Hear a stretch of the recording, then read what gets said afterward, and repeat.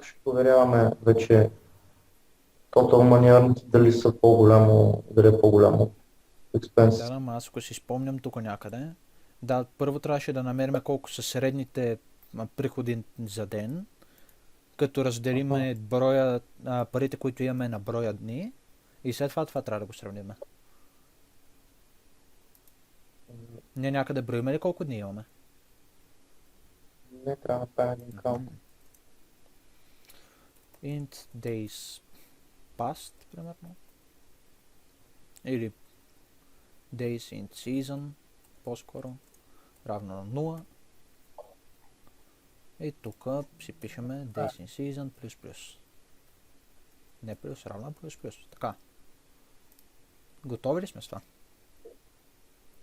Ами да, дните ги има вече и ще разделим вече всичките пари на дни. Добре, и какво пишеме сега? Ами, daily, да, daily earnings или там Как ще е? ден. Какъв тип ще е? Ама променлива decimal. Decimal. Може да си направя average. Да, Average money earned. Ще е равно на какво? total money earned, days in season. Така. И сега какво трябва да правим? Така вече мисля, че изчислявам какво трябваше там. Не знам какво да. И май трябваше да, след като го сметнем това цялото, да видим дали тия средни приходи са повече от разходите за ден. Да. И Значи вече тук ще го сравним дали първо какво ако е проверя? по-голямо или равно, предполагам. Май беше само по-голямо, ако е равно не знам какво ще правим. Ще го ставим по-голямо или равно. И какво ще принтираме?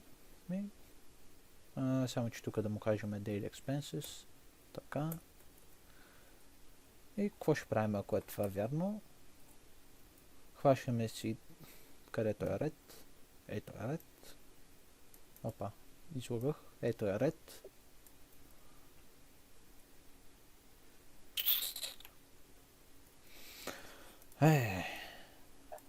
Така.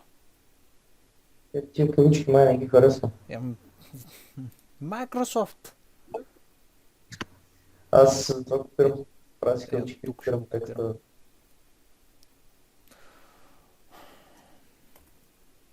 Така. Тук че ще му сложим този placeholder. И какво трябва да принтираме?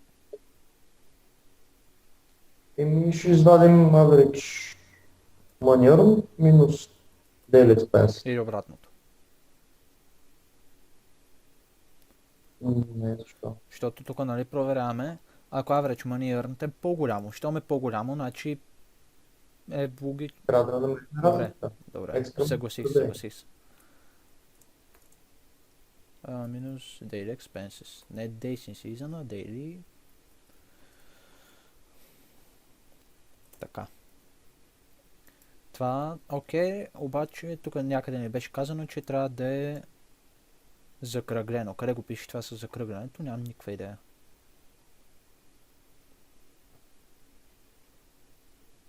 Ще го някъде май да.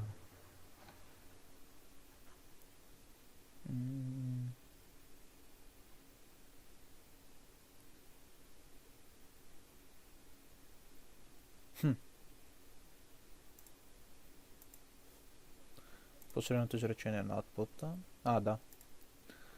Изричните пари трябва да са закръглени до втория знак след десетичната запетайка. Какво трябваше да направим? Аз го правя след нулата с две точки. Пише две точки и F2. F2, окей. Ама той десимал ще сработи ли? Май ще сработи. Ще проверим, ще пробваме. Иначе, какво правим? Също, само че daily expense сме оставили. За щастие имам това откъде да го копирам.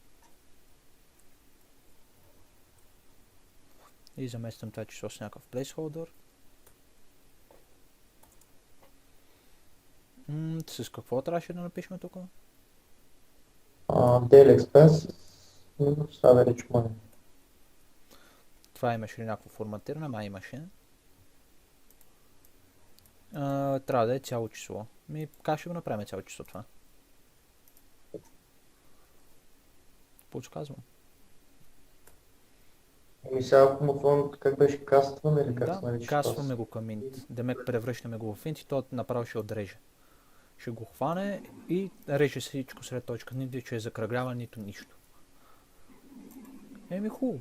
А нямаше ли нещо от топи флор или не? Това, ако имаме примерно Не, 5 бе. знака, то ще го закръгли до еди кой си знак. Няма да го направи цяло число. Аха, добре. И дайте да го пробваме, да видим какво ще стане. Може пък и да проработи. Само че аз май пуснах... Добре, даже не съм го пуснал. Така. Това. Чакаме да се билдне. И какво ни списва? We are in the red. Money needed 250. Какво се случи? Някакви идеи?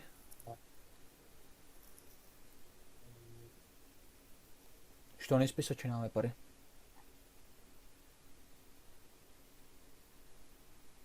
Първото, че не беше такъв, нали? Трябваше да излезе, че Трябваше да изрезе, че времената са хубави и не знам си какво. Дайте ще пробваме и с този input, да видим пък то дали ще проработи. И това му казва We are in the red, money needed 457. Да, ама на него му трябват 1396. Пробваме последното, може пък то да вземе да проработи. Money needed 34 и то не работи. Ами сега, някъде през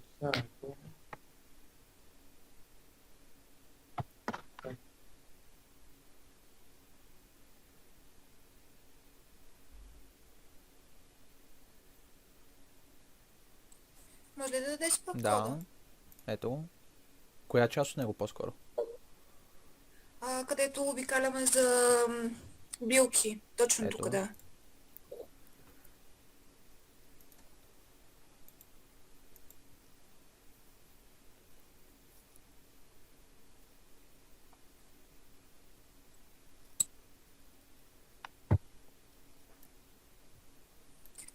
Идеята ми е, че той явно не обикаля.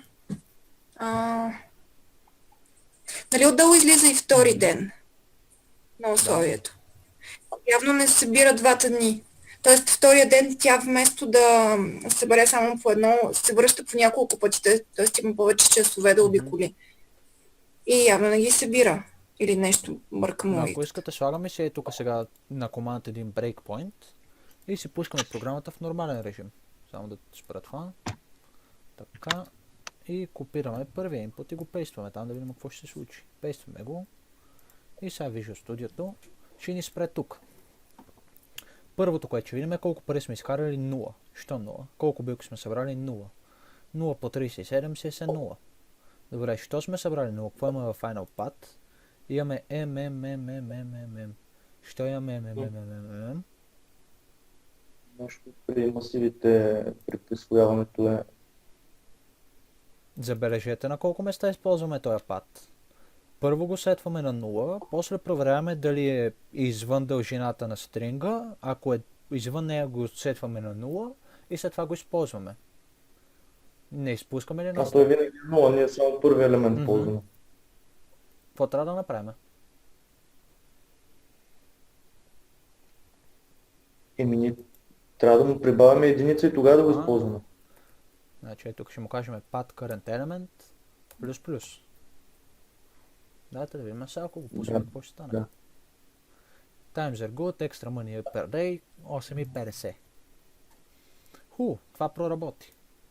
Да видим и това. Money needed 465. Това обаче не работи. Да видим това дали ще проработи.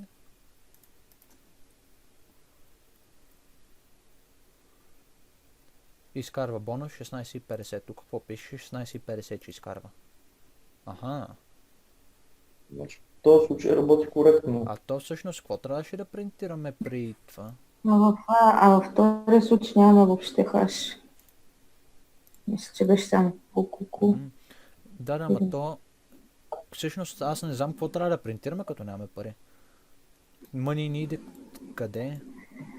Откъде го взимаме това? И нали изчисляваме expenses минус earnings. И това всъщност няма разликата, колко още ни трябва. Да, обаче при това, при този случай в Елса тук имаме daily expenses помножено по броя на дни. И от това изваждаме общия брой пари. Ето виж тук каква е формулата. Money needed е разликата между общите разходи. Общите разходи са разходите и по броя на дни. И това. И общия брой пари, които е изкарала. Значи е тук това цялото. Без кастването, да. Това цялото го заменяме с Days in Season умножено по Daily Expenses. И това цялото, от това цялото изваждаме Total Money. Да. Така. А сега ако го пуснем, може да проработи. Надяваме се.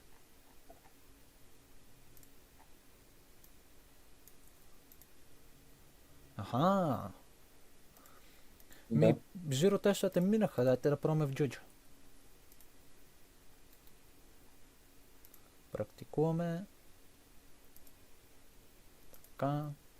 Хоп, изпрати. Да се върна ли към снимката или няма нужда? Вече си знае снимка. Да, знаете си я наизуст вече, знаете как изглежда в момента, така че няма проблеми. Добре. Какво си? Нещо ясно стана ли? Да, горе-долу. А нещо неясно? Малко объркващо е при самото присвояване от единия масив в другия. Вярвам ти, че е така, честно казвам. Вярвам ти, че е така, защото това нещо аз си го измислих един път, като ми се наложи за задача, на която не... Реших да го правя на задача, на която не трябваше да го правя и го измислих това, общо взето. Ама по принцип сигурно това е начинът, по който трябва да се направи.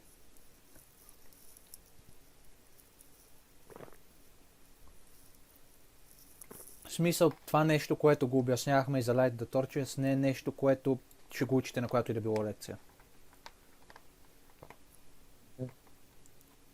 Може би логиката ми не е точно като... Не е по истинския начин, който трябва да се направи, който честно казано никога не съм си мислил какъв може да е. Но така ми е много лесно да си направя някакъв отделен брояч и да използвам това.